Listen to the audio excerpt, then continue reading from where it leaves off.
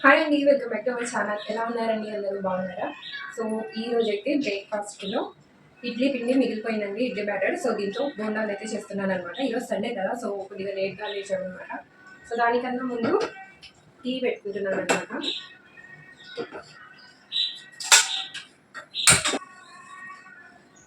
So ఈ బ్యాటర్ని నేను ఫ్రిడ్జ్లో పెట్టానండి, కాబట్టి ఒక 10 మినిట్స్ ముందే మనం బోండా వేసుకునే కన్నా ఒక 10 మినిట్స్ ముందే దీన్ని తీసి బయట పెట్టేసుకోవాలి.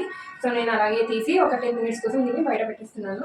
ఆ తర్వాత మీకు రెసిపీ చూపిస్తాను. ఆల్రెడీ మన ఛానల్లో ఈ రెసిపీ అయితే నేను షేర్ చేశాను. ఇంట్రెస్ట్ ఉన్న వాళ్ళు వెళ్ళి చూడొచ్చు, ఇందులో కూడా చూడొచ్చు.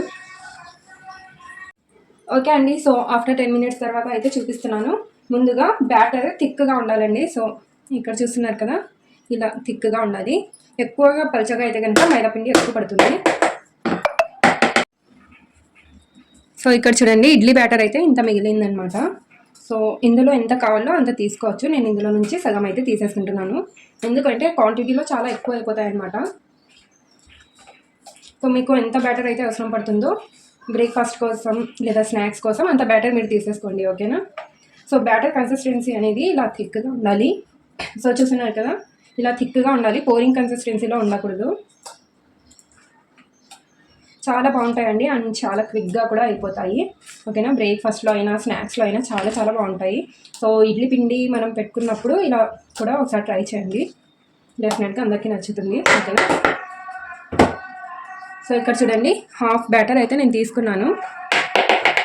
ఇందులో ఆల్రెడీ నేను సాల్ట్ అలాగే బేకింగ్ సోడా వేసాను కాబట్టి ఇప్పుడు చూసుకొని వేసుకోవాలండి. అండ్ బేకింగ్ సోడా అయితే యాడ్ చేయకూడదు, ఎందుకంటే నేను ఇందులో ఆల్రెడీ యాడ్ చేశాను. ఓకే అండి, సో ఇందులో 2 టేబుల్ స్పూన్స్ వరకు లేదా మీరు బ్యాటర్ కన్సిస్టెన్సీ చూసుకొని వేసుకోండి. ఇక్కడ 2 టీ స్పూన్స్ ఫుల్గా అయితే మైదా పిండి వేసాను.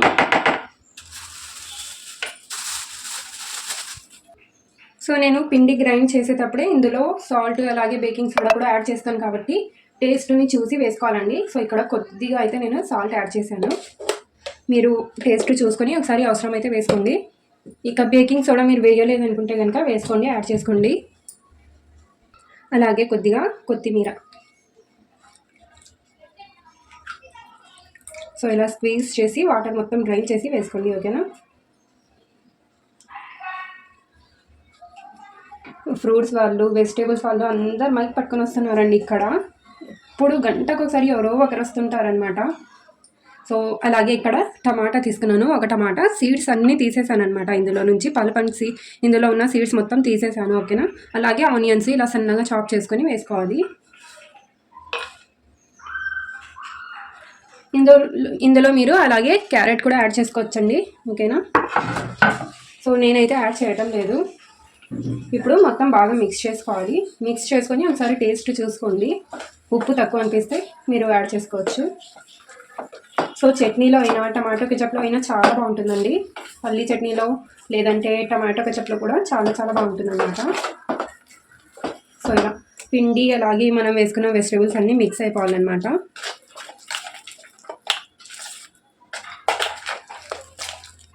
సో చూస్తున్నారు కదండి, ఒకవేళ లూజ్గా అనిపిస్తే కనుక ఇంకాస్త మైదా పిండి యాడ్ చేసుకోవచ్చు, ఇంకా కొంచెం మైదా పిండి అయితే యాడ్ చేసుకోవచ్చు అనమాట. ఓకే అండి, సో ఇక్కడ నేను ఇంకా ఒక టీ స్పూన్ ఫుల్గా మైదా పిండి అయితే యాడ్ చేస్తున్నాను.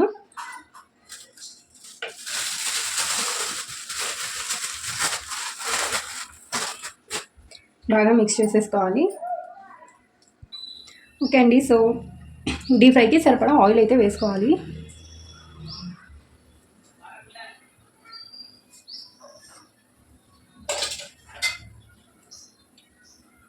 ఓకే అండి, సో ఇలా ఒక బౌల్లో వాటర్ పెట్టుకోవాలి, ఓకేనా. సో చేతులను తడుపుకుంటూ మనం ఇవి బోండాల్లాగా వేసుకుంటే స్టిక్కీగా లేకుండా ఉంటాయండి.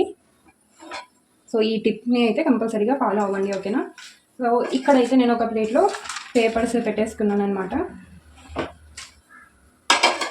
ఎక్స్ట్రా ఆయిల్ ఏమన్నా ఉంటే పేపర్స్లో మొత్తం ఎక్స్ట్రా ఆయిల్ అనేది పేపర్స్ అబ్జర్వ్ చేసుకుంటాయి. ఓకే అండి, సో ఫ్లేమ్ని మీడియం ఫ్లేమ్లో పెట్టుకొని వీటిని ఫ్రై చేసేసుకోవాలి. సో ఇలా వాటర్లో డిప్ చేస్తూ మనం వేసేసుకుంటే చేతులకు అంటకుండా స్టిక్గా లేకుండా చాలా బాగా వస్తాయి అనమాట. సో ఆల్రెడీ నేను కొద్దిగా వేసి చూసాను అనమాట, ఆయిల్ హీట్ అయిందో లేదో అని, ఓకేనా. ఆ తర్వాత ఇలా చిన్న చిన్నగా వేసేసుకోవాలి. ఆల్రెడీ మన ప్రీవియస్ వీడియోస్లో అయితే నేను షేర్ చేశానండి చాలా డీటెయిల్గా ఈ రెసిపీ, అండ్ ఇందులో కూడా డీటెయిల్గానే ఉంది కదా. సో మీరు చూడండి, ఇంకా మన ఛానల్లో మంచి మంచి రెసిపీస్ కూడా ఉన్నాయి. సో ఇంట్రెస్ట్ ఉన్న వాళ్ళు ఒకసారి విజిట్ చేసి చూసేయండి, ఓకేనా. సో ఇలా అన్నీ ఇలానే వేసేసుకోవాలి చిన్న చిన్నగా. ఎక్కువ బ్యాటర్ వేసినా లోపల చాలా పచ్చిగా ఉండిపోతాయండి. అలాగే మీడియం ఫ్లేమ్లోనే మనం వీటిని ఫ్రై చేసుకోవాలి, లేదంటే పైన తొందరగా కలర్ వచ్చేస్తాయి బట్ లోపల మొత్తం పచ్చిగానే ఉంటాయి, ఓకేనా.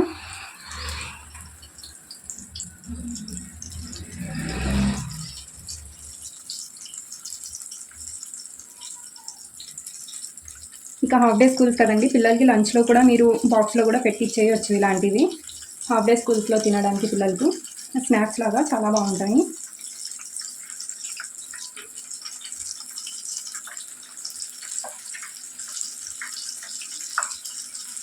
ఒకవేళ ఈ పిండి ఎక్కువ అయింది అనుకుంటే ఫ్రిడ్జ్లో పెట్టేసి మరి ఈవినింగ్ లేదంటే మార్నింగ్ కూడా మీరు యూజ్ చేయవచ్చు.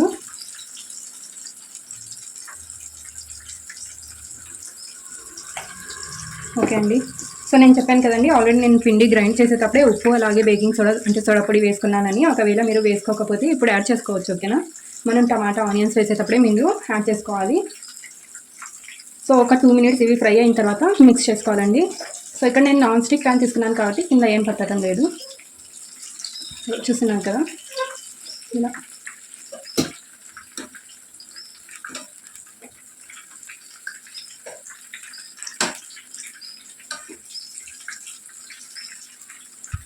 సో చూడండి, ఇలా కలర్ చేంజ్ అయ్యి ఉంటాయి కదా. సో ఇలా గోల్డెన్ కలర్లో వచ్చినప్పుడు వీటిని తీసేసుకోవాలి. చాలా క్విక్ రెసిపీ అండి, చాలా క్విక్ బ్రేక్ఫాస్ట్ అనమాట. అలాగే స్నాక్స్లో కూడా చేసుకోవచ్చు అనమాట, పిల్లలకి కూడా ఇచ్చి పంపించవచ్చు, ఓకేనా. సో ఇలా పేపర్స్ అయితే పెట్టేసుకున్నాను, మీ దగ్గర టిష్యూ పేపర్స్ ఉంటే అవి కూడా యూజ్ చేయొచ్చు. సో ఇక్కడ చూడండి ఇలా. సో ఇక్కడ ఉంది కదండి, ఇది మొత్తం నేను ఫ్రై చేసిన తర్వాత మీతో షేర్ చేస్తాను, ఓకేనా.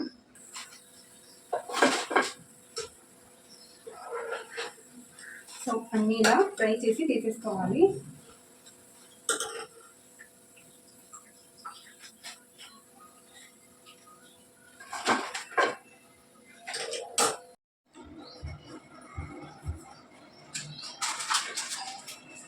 ఓకే అండి.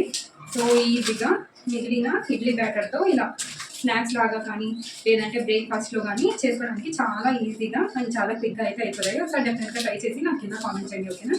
సో నెక్స్ట్ వీడియోలో మళ్ళీ కలుద్దాం. అంతవరకు take care and bye bye.